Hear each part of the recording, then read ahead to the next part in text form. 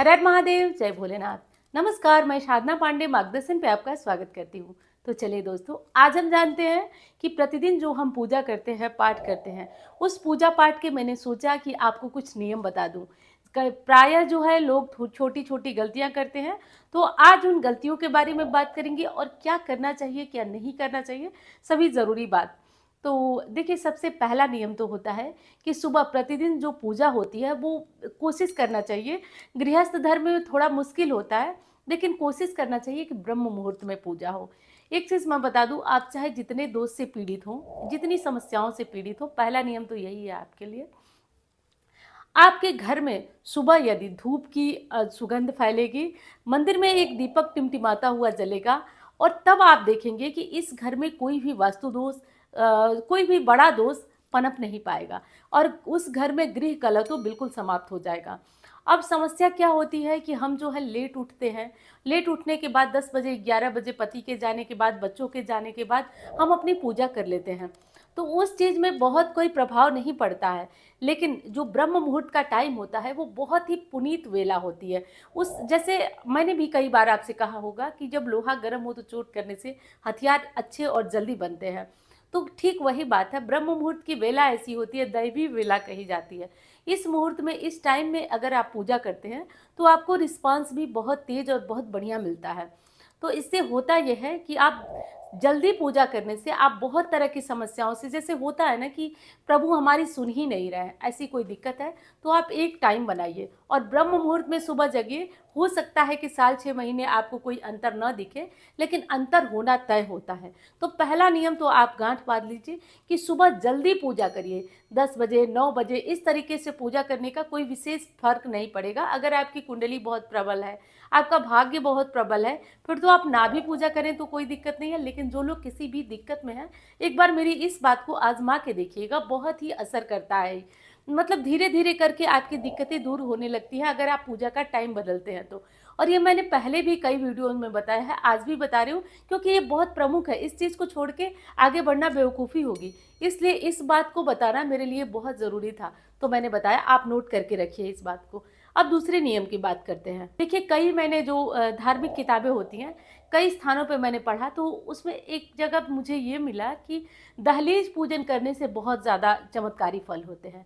तो अगर आप बहुत पूजा नहीं कर पाती हैं, दहलीज पूजा, तो अपनी पूजा से पहले आप कम से कम 2 टीका लगा दें अपनी दहलीज पर, 2 तिलक लगा दें और आप करिए। प्रत्यक्ष जीवन में मैंने लोगों के सुधार देखा है, मैंने परिणाम देखा है इस बात के, और बहुत सारे लोग इस बात से लाभान्वित हो रहे हैं। तो दूसरा नियम तो ये लीजिए कि पूजा करने से पहले नहाकर अपनी दहलीज की पूजा करिए, जैसे हो सके, जितनी हो सके। मैं बताऊंगी नहीं कि कितना करना है, आप करिए ज़रूर। और तीसरे नियम की बात कर लेते हैं। तीसरा कौन सा नियम करना है, तो देखिए, तीसरा नियम आपको करना है कि जो सूर्य नारायण को आप जल देते हैं, वो जल जब आप दें तो एक विशेष चीज़ का ध्यान रखिए कि जल की मुद्रा ये होनी चाहिए, यानी कि अंगूठी का स्पर्श आपके लोटे से नहीं होना चाहिए। ये चीज़ आपको ध्यान रखना है कि अंगूठी का स्पर्श आपके लोटे से बिल्कुल भी नहीं होना चाहिए।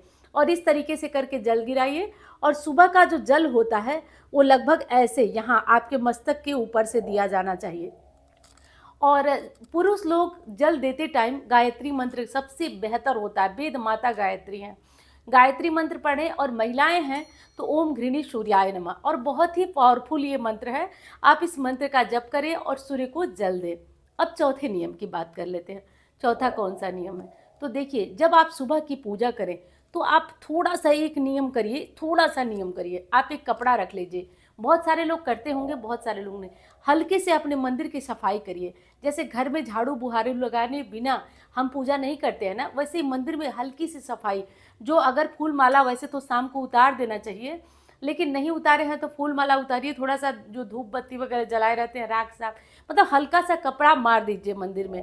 इतना करके आप सफाई करके और तब मंदिर में पूजा करिए। तो चौथा नियम आपका ये रहेगा।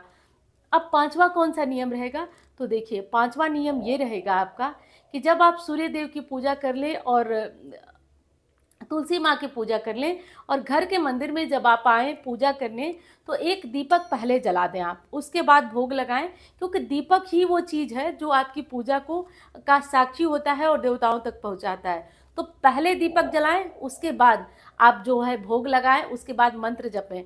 तो पहले दीपक जलाने, जैसे कि आप पहले क्या करेंगे मैं बताती हूँ। सबसे पहले तो आप गौरी गणेश जी को स्नान कराएंगे, थोड़ा थोड़ा जल, मैंने पूजा विधि बताई है चैनल पे, करके भी दिखाया। तो पहले जल गिराएं, उसके बाद जल से स्नान कराने के बाद उन्हें चंदन रोली जो भी लगाते हैं उन्हें तिलक करें। सभी देवता को तिलक करने के बाद जो देवियां हैं उनको सिंदूर लगाएं।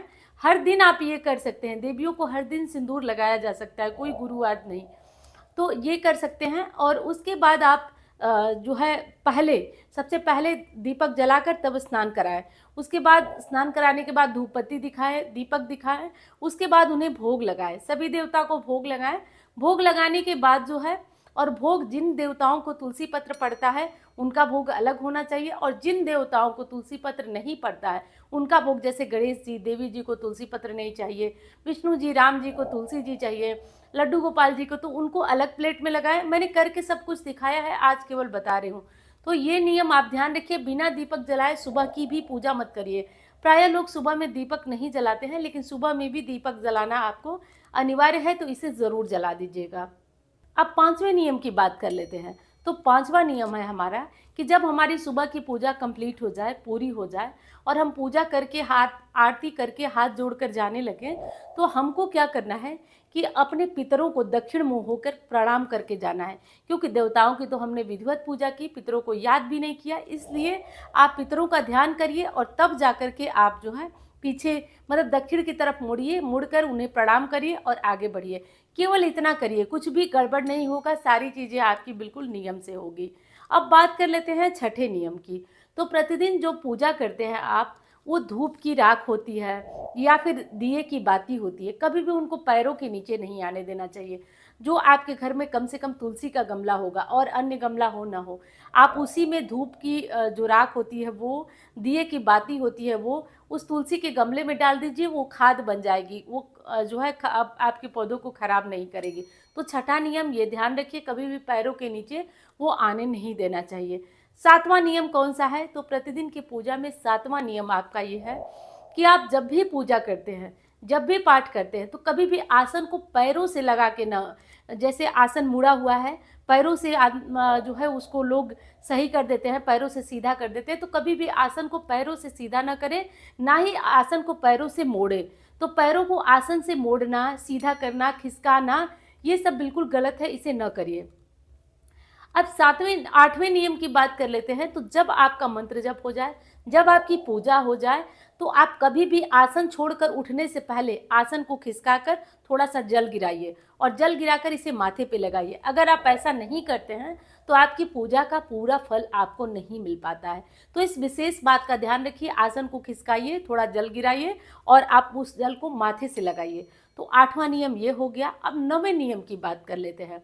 तो दोस्तों, कभी भी आपको ध्यान रखना चाहिए कि जब आप अपनी पूजा करते हैं, जब आप मंत्र जपते हैं, तो कई बार चीज़ें हमको बहुत डिस्टर्ब करती हैं, जैसे मन बहुत भटकता है। तो कोशिश करना चाहिए, कभी कभी तो फिल्म जैसा दिमाग में चलता रहता है, हम बोल कुछ और रहे हैं। इस स्थिति से बिल्कुल बचिए आप। इस स्थिति से बचना है आपको, और ये ध्यान देना है कि आप एकाग्र करिए मन को। जैसे कोई मंत्र बोल रहे हैं, कुछ भी कर रहे हैं, मन भटके लाख, आप उस मन को, क्योंकि बेमन की गई पूजा आपको कभी कोई लाभ दे ही नहीं सकती। तो पूजा केवल शारीरिक नहीं, मानसिक भी होना चाहिए। मन को भी एकाग्र करिए। अब 9वें नियम की बात कर लेते हैं। 9वें नियम में ये है कि जब आप अपनी पूजा करते हैं और जब आप अपना पाठ करते हैं, देखिए पूजा के 2 अंग होते हैं, एक होता है मानसिक और एक होता है शारीरिक। तो शारीरिक चेष्टाएं तो हम सभी करते हैं। एक काम करके देखिए, आप अपनी पूजा में 2 मिनट ही सही, 1 मिनट ही सही मौन रहिए और जिस देवी देवता को आप मानते हैं उनका ध्यान करिए मौन रह करके। इससे क्या होता है, मैं बहुत अंदर की बात आपको बता रही हूँ, इससे धीरे धीरे आपके अंदर वो क्षमता आ जाएगी कि आप प्रभु को महसूस करने लगेंगे। हालांकि ये मुश्किल है, बहुत लंबे टाइम के अभ्यास के बाद आता है, लेकिन थोड़ा थोड़ा रोज करिए। जैसे कुछ मिनट, 1 मिनट ही आप पूजा करने के बाद ध्यान करके बैठिए, चुप होकर के बस बैठिए, कुछ भी मन में विचार न आने दीजिए, बस अपने प्रभु का ध्यान करिए। तो बहुत सारी चीज़ें आपको, बहुत सारे प्रश्नों का उत्तर खुद मिलने लगेगा। और 10वां नियम क्या है? तो 10वां नियम यह है कि जब आप अपनी पूजा करते हैं तो पूजा के समय स्त्रियों को कभी भी खुले बाल नहीं होना चाहिए। बालों में क्लचर लगा लीजिए, रबड़ लगा लीजिए, कभी भी बाल पूरी तरह से खुले करके पूजा नहीं करना चाहिए। तो 10वां नियम ये ध्यान रखिए आपको। 11वें नियम की बात करते हैं तो 11वें नियम में ये नियम है आपका कि जो भोग आप लगाते हैं, देवी देवता को जो भोग लगाते हैं, अधिकतम वहाँ 2 मिनट, 4 मिनट, 5 मिनट छोड़े। उसके बाद जब आपकी पूजा खत्म हो जाती है, आपका पाठ खत्म हो जाता है, तो भोग को अपने साथ लेते जाएं। पूरी